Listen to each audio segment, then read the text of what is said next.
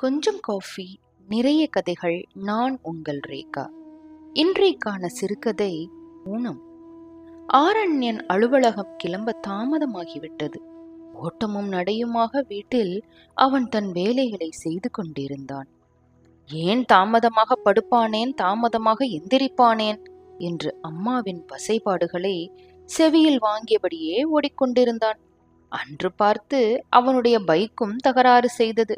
கிளம்புவேனா என்று அடம் பிடித்தது. கோபத்தின் உச்சத்தில் பைக்கை உதைத்து கொண்டிருந்தான். ஏதோ ஒரு உள்ளுணர்வு. திரும்பினான். எதிர் வீட்டின் சன்னல் சீலை விலகி ஒரு அழகிய பெண்ணின் முகம் தெரிந்தது.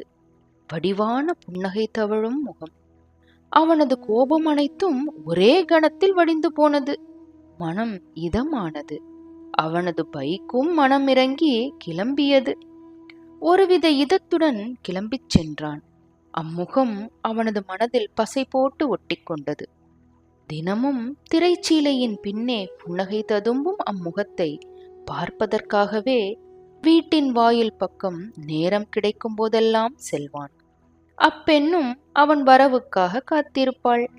நாட்கள் செல்ல செல்ல அவன் வரும் வேளையில் வாசலில் கோலம் போடுவது, காய் வாங்குவது என்று ஏதேனும் ஒரு காரணம் கொண்டு அவனை பார்க்க வந்து விடுவாள். பார்வை பரிமாற்றத்திலேயே இருவரும் அன்பை வளர்த்தனர்.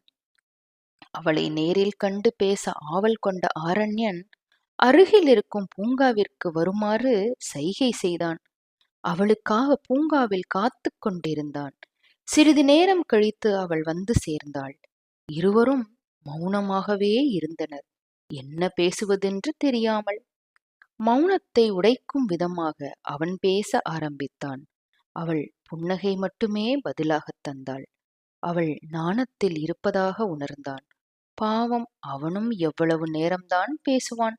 ஒரு கட்டத்தில், ஏதாவது பதில் சொல்லுங்க, என்கிட்ட பேசுங்க என்றான். தான் பேச இயலாதவள் என்பதை சைகை மொழியில் எடுத்துரைத்தாள். அவன் முகம் மாறிவிட்டது. அவன் கண்ட கனவு உடைந்து விட்டதாக நினைத்தவன் சட்டென எழுந்து விட்டான்.